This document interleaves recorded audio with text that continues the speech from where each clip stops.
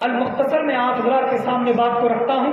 حضرت دہیہ کلبی کہتے ہیں کہ میں نے ارادہ کیا کہ اب اس بیٹی کو قتل نہیں کیا جائے گا، اب اس بیٹی کو گھر میں پالا جائے گا، کیونکہ کوئی بیٹی اتنی وفادار ہو، اتنی محبت کرنے والی ہو کہ باپ سونے کے لیے جا رہا ہو تو اس کی ٹانگیں دبا کر کے باپ کو سلائے، اور صبح کا وقت جب اٹھنے کا ہو جائے تو ماتھا چوم کر کے اٹھائے، تو کوئی باپ نہیں چاہے گا کہ میں اس بیٹی کو، اور جب بیٹی گھر سے رخصت ہوتی ہے اس وقت باپ کا حال معلوم کرنا۔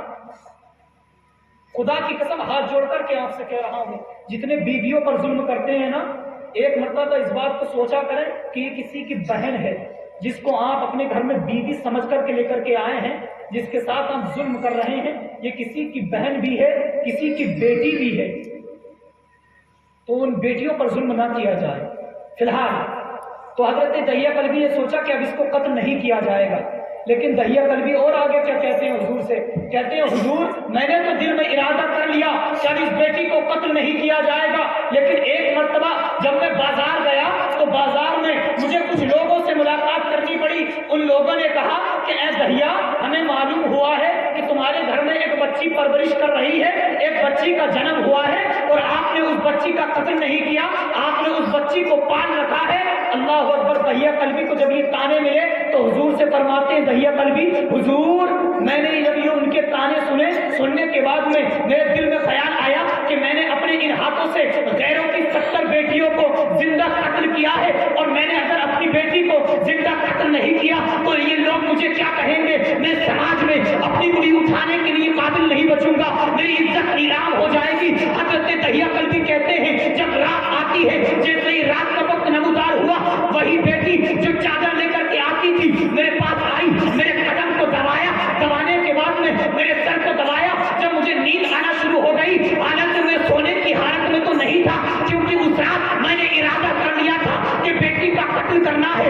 اللہ اکبر۔ حضرت دہیہ کلبی کہتے ہیں حضور میرے دل کے اندر شیطان نے قبضہ کر لیا تھا، میرے دل کے اندر شیطان جا کر کے بیٹھ گیا تھا۔ اللہ اکبر۔ کہتے ہیں کہ بیٹی مجھے سلانے کے بعد میں چلی گئی، میں نے تو ایکٹنگ کرنی تھی، بیٹی جانے کے بعد میں اپنی ماں کے پاس میں، میری بیوی کے پاس میں جا کر کے سو گئی۔ جیسے ہی لیٹتی ہے میں اٹھا، اور اٹھنے کے بعد میں جب اس کی ماں کی آنکھ لگتی ہے، جب اس کی ماں سو جاتی ہے، میں نے بیٹی کو لیا اور لینے کے بعد میں گھر سے باہر نکالا، نکالنے کے بعد میں چلنا شروع کر دیا۔ بیٹی نے معلوم کیا اے میرے باپ کہاں لے کر کے جا رہے ہو؟ میں نے کہا کہ بیٹی ایک دعوت ہے، دعوت میں چلنا ہے۔ اللہ اکبر۔ چلنا شروع کر دیا۔ باپ نے اپنی بیٹی کا ہاتھ پکڑا، پکڑنے کے بعد میں باپ بیٹی دونوں چل رہے ہیں۔ بیٹی معلوم کر رہی ہے اے باپ کہاں جانا ہے؟ باپ کہہ رہا ہے کہ ایک دعوت میں جانا ہے۔ اللہ اکبر۔ بیٹی چلتی رہی، بیٹی چلتی رہی، نوکیلے پتھر جیسی زمین آئی، پتھر سے ایک انگوٹھا ٹکرایا،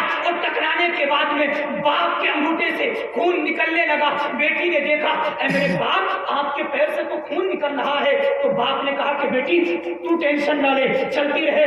بیٹی نے معلوم ہے کیا کہتا ہے، باپ اگر تمہارا خون بہانے کے بعد میں ہمیں روٹی ملے تو ہمیں ایسی روٹی کی ضرورت نہیں۔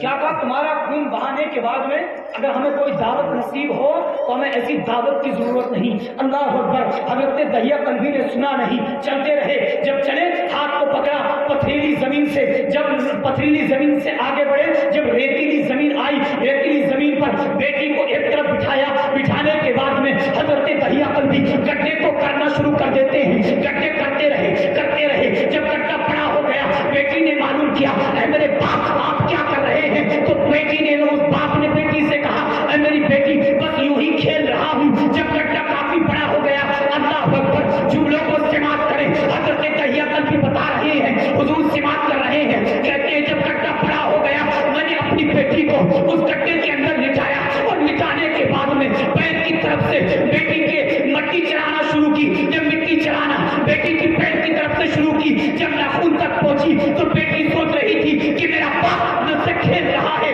جب کونے تک آئی تو بیٹی نے سوچا کہ میرا باپ مجھ سے کھیل رہا ہے۔ جب پیٹ تک آئی تو بیٹی نے سوچا کہ میرا باپ مجھ سے کھیل رہا ہے۔ جب سینے تک آئی تو بیٹی نے ہاتھ جوڑ کر کے کہا اے میرے باپ مجھے معاف کر دے، اب دم گھٹنے لگا ہے، بس اتنا ہی کھیل کافی ہے، اب اگر آگے کو کھیلو گے تو میرا دم نکل جائے گا۔ خدا کی قسم कोई बेटी को अपनी कौन मारता होगा, लेकिन दहिया कल्बी के दिल पर शैतान ने कब्जा कर लिया था। खुदा की कसम उस बच्ची को हजरत दहिया कल्बी ने गड्ढे के अंदर दफन किया। करने के बाद में मिट्टी डालना शुरू करी, टांगों को दबा दिया। जब सीने तक आई, जब बेटी का दम घुटने लगा, बेटी ने कही बस बाप अब रहने दिया जाए। खुदा की कसम उस बाप ने ना सुना। हजरत दहिया कल्बी नहीं सुनते हैं। जब गले तक आई, बेटी का दम घुटने लगा।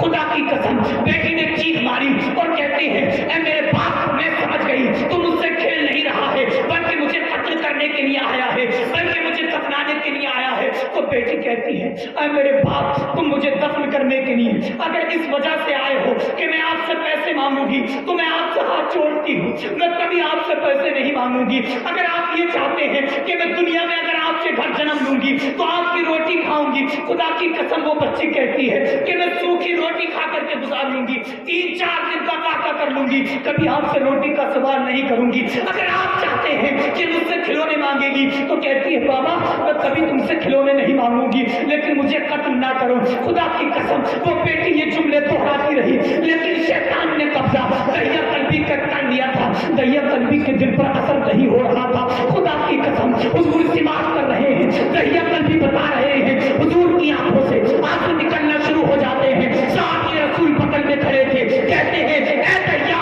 खामोश हो जाओ, तुम्हें दिखता नहीं। हुजूर रो रहे हैं। हुजूर ने कहा दहिया खामोश ना हो, ये बता उसके बाद में तूने बच्ची के साथ में क्या किया। तो हजरत दहिया कल्बी कहते हैं हुजूर जब बच्ची मुझसे ज्यादा फरियादें करने लगी तो मैंने एक पत्थर पड़ा हुआ देखा, उस पत्थर को उठाया और उठाने के बाद में अपनी बेटी के सर पे पत्थर को मारा। और जैसे ही मैं बेटी के पत्थर पे सर को मारता हूँ, खुदा की कसम कहते हैं कि बेटी का वही दम निकल गया, खून के छींटे मेरे दामन पे आए और बेटी उस गड्ढे के अंदर इंतकाल कर जाती है। कहते हैं हुजूर उस रात से जमाने वाले तो सो जाते हैं, लेकिन इस दहिया कल्बी को नींद नहीं आती। और अगर ये दहिया कल्बी सो जाता है तो बाप में वही बेटी आती है।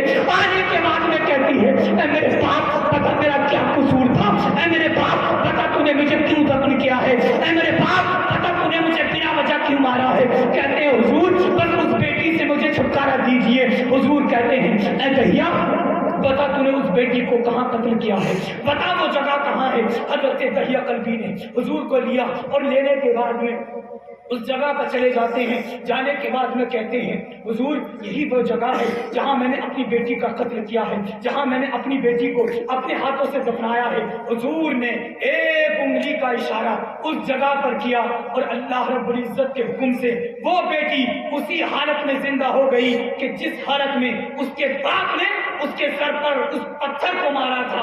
खून निकल रहा है, बेटी उठ गई। उठने के बाद में हुजूर ने कहा कि बेटी इसे जानती हो। हुजूर ने कहा कि बेटी ये जानती हो।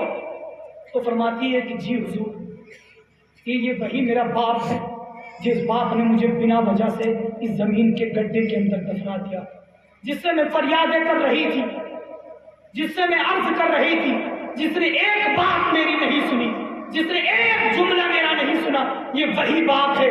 हुजूर ने फरमाया ए बेटी जाओ, अब तुम अपने बाप के साथ में चले जाओ, ये तुम्हारी बहुत अच्छी तरह से परवरिश करेगा, अब तुम्हें कभी नहीं सताएगा, अब कभी तुम्हारे ऊपर जुल्म नहीं करेगा।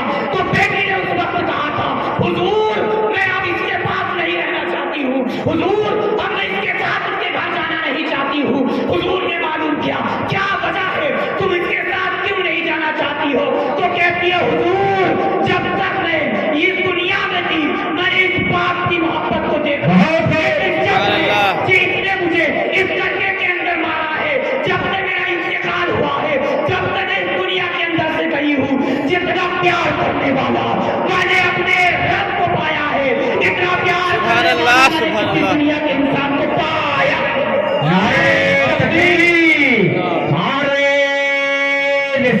या रसूल नस्ल के आला हजरत फैजान खुलूस शाही मियां क़िबला जिंदाबाद।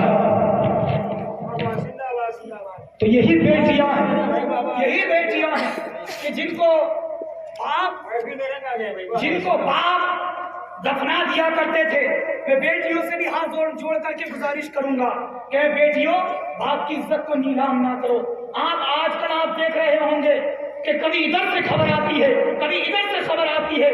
मैं बस एक बात जानता हूं और साफ एक बात जानता हूं कि जितना आज सुन रहे हैं कि इधर आज उस बेटी का रेप किया गया, आज इधर इस बेटी को दफन करके मारा गया, आज इस बेटी को रेप करके मारा गया, मैं खुदा की कसम कहता हूं कि बताओ कोई तारीख ऐसी, मैं यहाँ मौजूद हूँ, कि किसी इस्लाम की शहजादी, पर्दे में रहने वाली, घर के अंदर छिप करके रहने वाली का कभी किसी ने रेप करके मारा हो? बताइए। एक हमारी बेटी उठी थी जो काफी वक्त की बात हो गई, जिसका नाम मुस्कान है, जो पर्दे में रहती थी, जो नकाब में रहती थी, जो हिजाब में रहती थी। जब उसके पीछे जय श्री राम का नारा जालिम लगा रहे थे, उसने उन जालिमों के बीच में खड़े होने के बाद में लब्बैक या रसूल अल्लाह और अल्लाहु अकबर का नारा लगा करके ये साबित कर दिया कि ये बेटी अगर पर्दे में रहे तो अपनी बाप की इज्जत को बचाती है, और यही बेटी अगर अपने जुमलों को खोले तो ये अल्लाह रब्बुल इज्जत की शान पेश करती है। फिर कहता है शायर कि मानूस बन के जितनी हिफाजत